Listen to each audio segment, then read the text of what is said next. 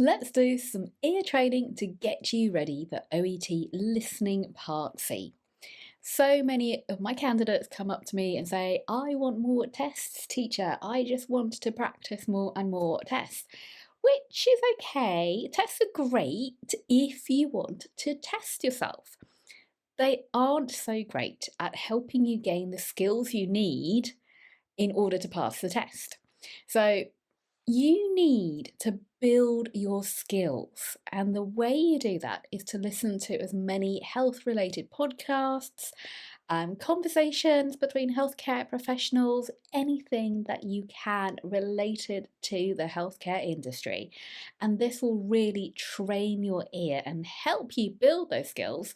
And once you've built them, then you can test yourself. And that's what we're going to do today. We're going to be listening to some extracts from a encyclopedia, really, an online encyclopedia of health called Health Talk. And this is all about alopecia. I put the link in below, you can see it here, and I'll also put the link into the comments box so you can go away and listen to more. This is a great website for you to be delving into. What we're going to do today is answer some questions to build your listening skills. And I'm going to give you some gap fills. So this isn't something you'll get in the OET test, but this is so that you can train your ear.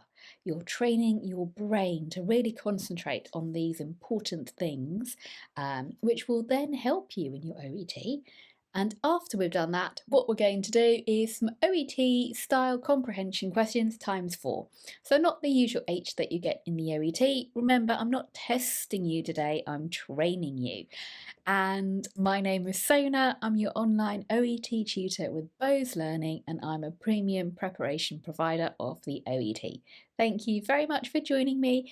By the way, I've got over 250 videos for you, so do go away and look through my playlist and see if you can find something that you like.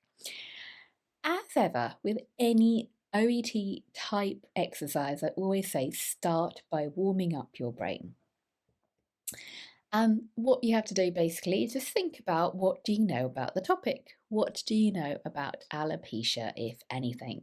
And you probably have a general idea or maybe a more in-depth knowledge. You might know that it's about hair loss, that it is an autoimmune kind of condition, and that there are different types.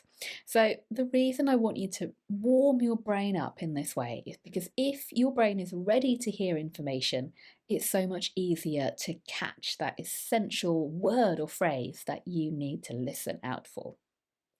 So we're going to start with some intense listening. So really concentrate here, get a piece of paper and a pen.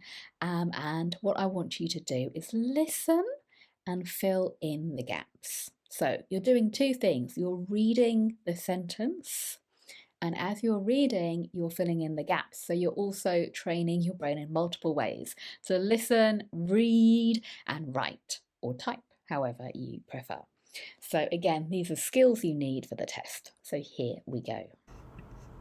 Alopecia means baldness, and there are lots of different types with different causes. When most people talk about alopecia, they mean alopecia areata, which is the patchy type of baldness which occurs in young people. But there are other types, for instance, ordinary, the sort of baldness that men get, male pattern alopecia, or if people put their hair too tight, they can sometimes get alopecia, hair loss around the edges. That's called traction alopecia.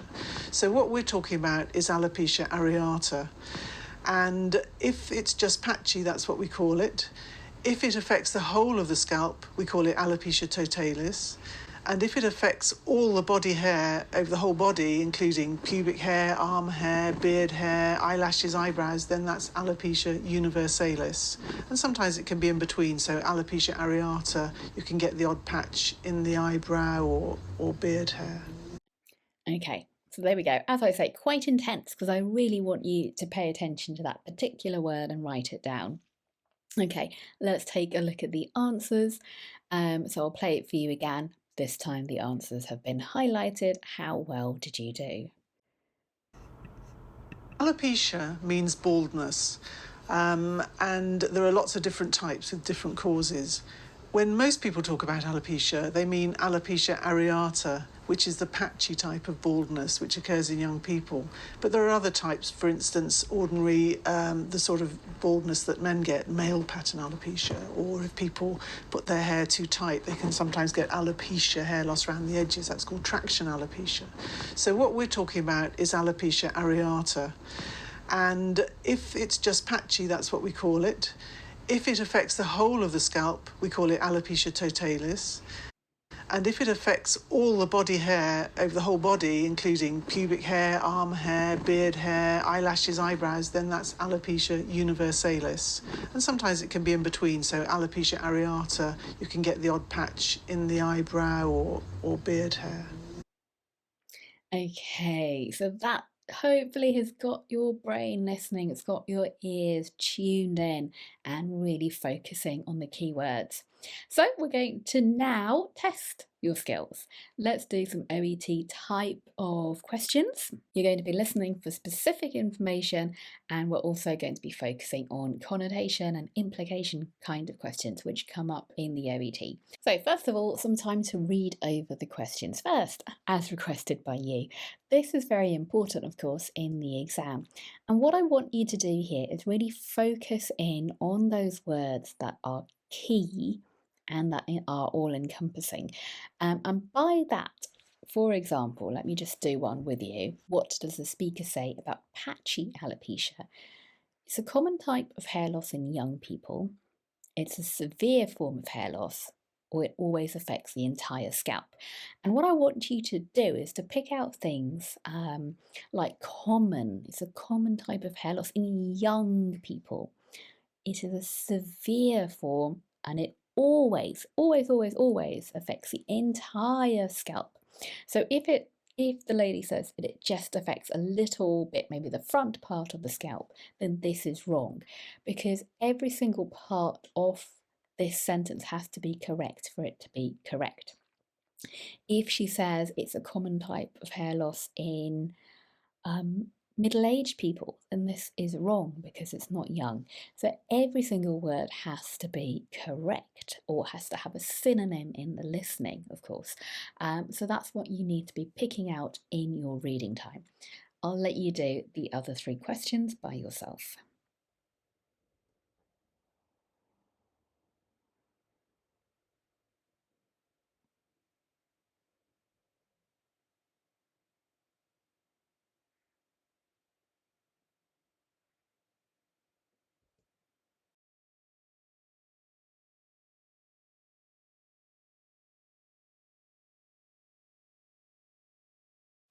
Okay, so now over to you. Let's listen.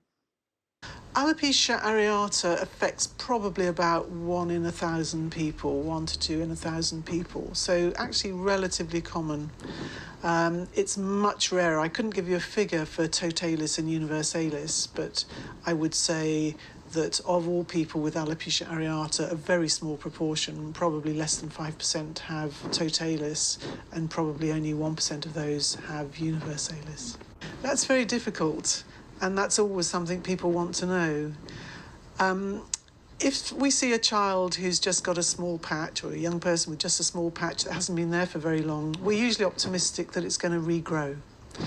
If we see someone who's had very extensive alopecia for a long time, 2 or 3 years, then it's less likely to regrow, though it sometimes does. Okay, how do you think you did? Let's take a look. So the first one is it's a common type of hair loss in young people, because she says it's a patchy type of baldness which occurs in young people when most people talk about it. So it's quite common. What about the frequency? So we have more common, less common, or equally common. Well, it's much rarer. So obviously it's less common than alopecia areata. And what about when someone has a new small patch of alopecia? What can be inferred about the prognosis? Well, if we see a child who's just got a small patch, or a young person with just a small patch that hasn't been there for a very long time, so it's new, we're usually optimistic that it's going to regrow. So there's a good chance of regrowth. And number 4, what about someone who's had alopecia lasting for longer than a year? If it's for a long time, 2 or 3 years, longer than a year, it's less likely to regrow, so not to be, though it sometimes does. So it's definitely not C, because it's not definitely not regrow. It might do, so it's unpredictable. Okay, and that's it. So just a short little extract today. I hope you found that useful. Keep doing these by yourself. Keep going away and listening to just 10 minutes of something to really focus your brain. Try and write down notes as well. And do some more of my videos. If you'd like a regular dose of all things OET, then please sign up for my Telegram group for OET tips, advice and video lessons, which are delivered straight to your phone. I put the QR code up for you so you can scan that, and hopefully we can get connected. If you have questions, get in touch. I'd love to hear from you. It's always nice to hear from candidates and see how you're doing, and it's lovely to hear your success stories. It always makes my day. So thank you for doing that, and hopefully see you again next time. Take care. Bye.